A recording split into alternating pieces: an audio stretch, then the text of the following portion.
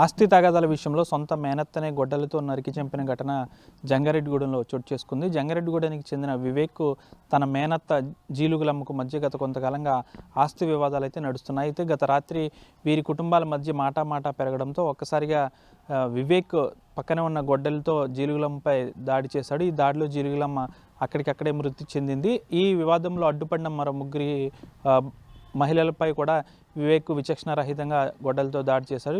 వీరందరూ కూడా తీవ్రంగా గాయపడ్డారు. అయితే విషయం తెలుసుకున్న పోలీసులు వెంటనే అక్కడ చేరుకున్నారు.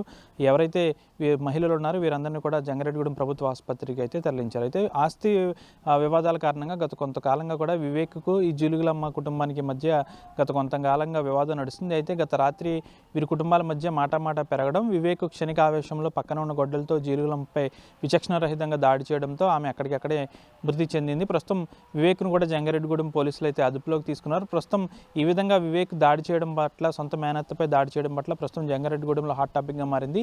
జీలుగులమ్మ అక్కడికక్కడే మృతి చెందగా మరొక అడ్డు వెళ్లిన వివేక్పై దాడి చేస్తుండగా వివేక్ను అడ్డుకునేందుకు ప్రయత్నించిన మరొక ముగ్గురు మహిళలకు కూడా తీవ్రంగా గాయపడ్డారు. వీరందరూ కూడా రక్తపు మడుగులో ఉండగా పోలీసులు అక్కడికి చేరుకుని వెంటనే అంబులెన్స్ ద్వారా ప్రభుత్వ ఆసుపత్రికి తరలించారు. వీరు ముగ్గురు కూడా ట్రీట్మెంట్ పొందుతున్నారు. జీలుగులమ్మ అక్కడికక్కడే మరణించింది. ప్రస్తుతం వివేక్ కూడా పోలీసులు అదుపులో ఉన్నారు. ఈ ఘటనపై కేసు నమోదు చేసి దర్యాప్తు చేస్తున్నారు జంగారెడ్డిగూడెం పోలీసులు.